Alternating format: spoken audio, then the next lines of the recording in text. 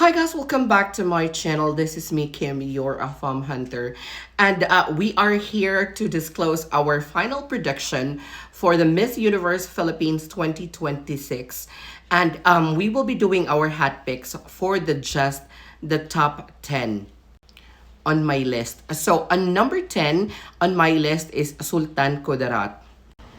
Jen Rose Gomez Javier. I like her beauty. Actually, she reminds me of parang Mutya Datul peg na parang sobrang amo nung mukha na parang feeling ko hindi rin siya tatanda na parang ganong eksena.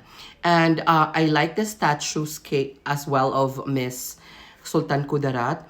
But I feel like she's not yet hinog sa ganong mga eksena. She needs more time to be in the pageant world. And I think in the long run, she would be able to fulfill a title on her own in the future. And on number 9, we have Muntinlupa Adela May. I like Adela May's beauty, and the way how she speaks, she's very eloquent. Nung preliminary interview, I was really fascinated by her answers. But I feel like yung beauty ni Adela May, it's more of like a modeling type, not on a pageant side. Kaya talagang bagay din talaga sa kanya yung pagkapanalo niya dun sa modeling competition. So yung parang ganun lang factor, she's too thin. I think it needs to do some tweaks in order for her to look like a pageant girl. Parang yun lang ang point of view ko. Now let's go to number 8. At number 8, we have Jacqueline from Tacloban. I feel like Jacqueline is my dark horse. Parang feeling ko na parang in every segment, she's really trying her best to, execute. And of course, who cannot forget the winning national costume. But then I feel like pasok din siya sa mga eksena niya in every segment. And now we have number 7, we have a Tarlac. Marian is really having a pretty face. I like the height, I like the morena color, I like the beauty actually. So sabi ko, Tarlac is gonna be nice in the future kasi feeling ko umuusbong pa lang siya. Parang she's not very well known yet. But probably in the near future, if she joins again, she's gonna get a crown. Definitely. And now let's move on to our number 6, which is Pampanga, Alison Hitland. Towering height si Alison Hitland. I actually like her face pag nakaluga yung hair niya, yung mga parang kulot-kulot or straight hair, rather than doon naka-updo. I don't know why, but it feels like parang mas feminine ang face niya towards that kind of hairdo. Parang may difference pag naka-angat yung buhok niya. But I really like the body. I like the passerella as well.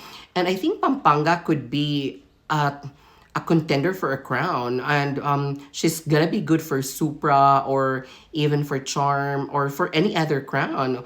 Who knows? Probably she could also bag the Miss Universe crown. So she's part of my crown contenders at number 6. Next, we have at number 5, we have Roxy Bayans of Baguio City. I think like Roxy is a really good veteran, but since ang hirap ng kompetisyon, talagang ang hirap niya ring i-penetrate, but she's a beautiful girl. I like the face. I like the attitude. She's always smiling. And I like her personality actually. And I spoke to her a little bit in Instagram, and then she's very thankful for some of the videos that I posted about her. So that's what I like about her. So she's part of the contenders for the crown, for Charm or even Supra or Eco or Cosmo or even Miss Universe. She could probably bag the crown as well for that. So at number 4, we have La Union, Bea Milian Wendorsky. So ang dami nagagalit kung bakit daw number 4 ko lang si Bea Milian. But this is just my point of view. I feel like she's just new in the pageant in the Philippines because she started with pageantry in USA. So she won Miss Earth USA and represented USA in Miss Earth, where she won Miss Earth Water.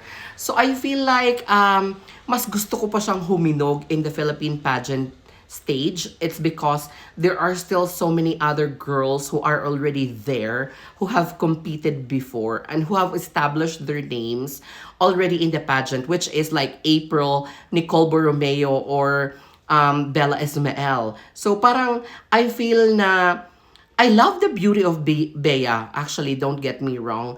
And she's very nice girl, matangkad din siya. And according to some kwento of Nicole and Uno, because they've met her in New York Fashion Week.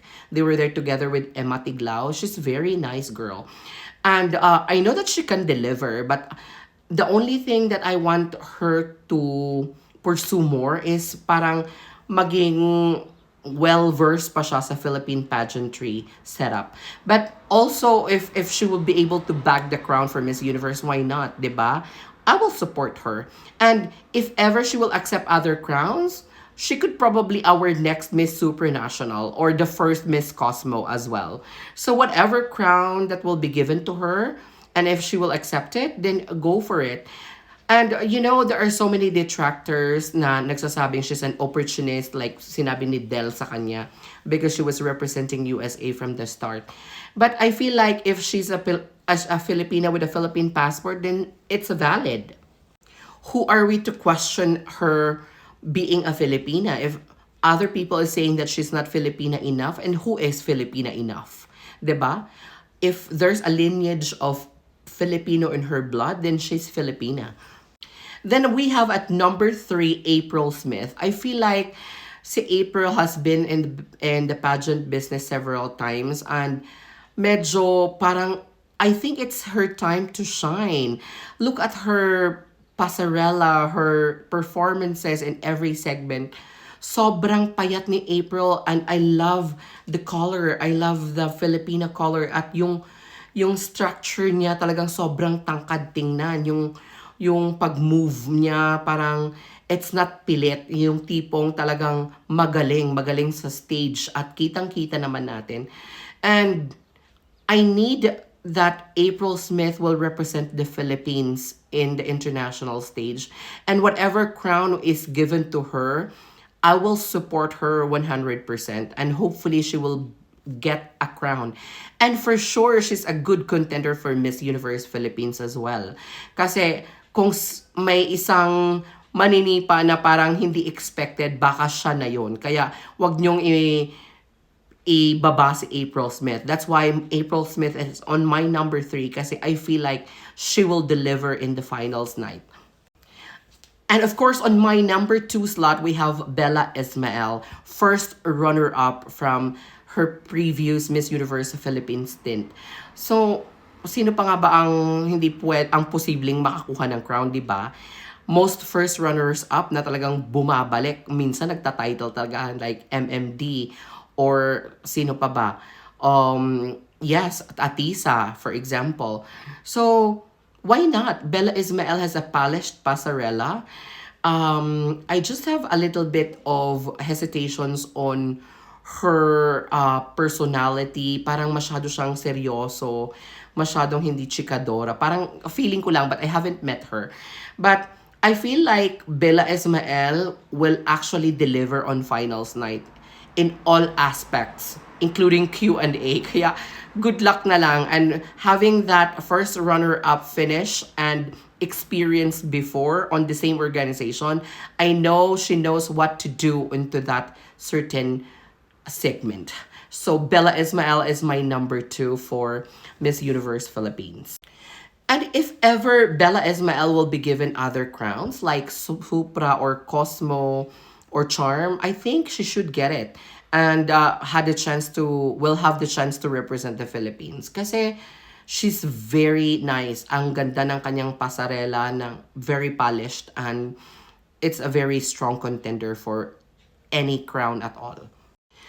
And of course, to my number 1 spot, we have Miss Nicole Borromeo. I'm biased, okay? I will admit it, because I know Nicole Borromeo, and that's the bias that I can say to other people kung bakit siya ang number 1 ko. Because I know the person, she's a good friend of mine, I know her personality, I know her character, and alam ko kung paano siya magtrabaho. And at the end of the day, this is a matter of work, because these girls are joining these pageants in order for them to get work right after that. And I know that Nicole is a very good brand ambassador, and she's the most marketable that I can see from the Miss Universe Philippines organization. Kitang-kita naman that she's an epitome of true Filipina. Of course, she's from Cebu. May halong Chinese blood. So, very Asian ang look. And I think it would be an advantage in a Latin country because we cannot just send something that looks like them, because it's not that the judges are only from Puerto Rico, but they're like the people who appreciates the beauty of the people that we will be there. Yun ang makaka-appreciate, because those are like most of the people who will be there in Puerto Rico. And considering that most of the judges during the finals night would be sponsors, I feel like hindi pa naliligwak si Nicole Borromeo sa mga top 10 or top 5 ng mga sponsors. And I feel like marami siyang magiging makukuhang awards in the finals night with regards to those sponsors, di ba? And I feel like Nicole is very ready, having had an experience in Miss International with a third runner-up finish. Yung sagot niyang may sustainable development goals, I feel na talagang pasok na pasok din siya sa chikahan and sa Q&A. And personality-wise, I feel like mas maigi siyang makipagkapwa-tao, kasi I've seen her how she talks to people during the gala night in Miss Universe Fashion Lab Gala. And nafe-feel ko na talagang she knows how to carry herself in every situation. And that's a very big plus in terms of, being the first Miss Universe Philippines to be in Puerto Rico. She's also very easy to work with, and wala talagang reklamo. Napakaganda ng beauty. Talagang Diyos ang bumaba sa lupa kahit walang makeup. Ilalaban talaga ang beauty ni Nicole Borromeo. Artista levels. Yung talagang hindi ka magrereklamo sa Diyosahan. Parang si Atisa lang nung nasa Thailand. Talagang Diyosa ang fest. Kaya walang halong kaba pag siya na ang rumampa at lumabas kahit ano pa ang sikat ng araw. Talagang pasok na pasok ang beauty niya. And if ever she's not gonna win Miss Universe Philippines, I would rather consider her for other crowns as well. Because at the end of the day, she will be able to represent our country in the international stage, and for sure she will do well. And yeah, she's my Miss Universe Philippines 2026. Good luck, Naka. Good luck, Nicole.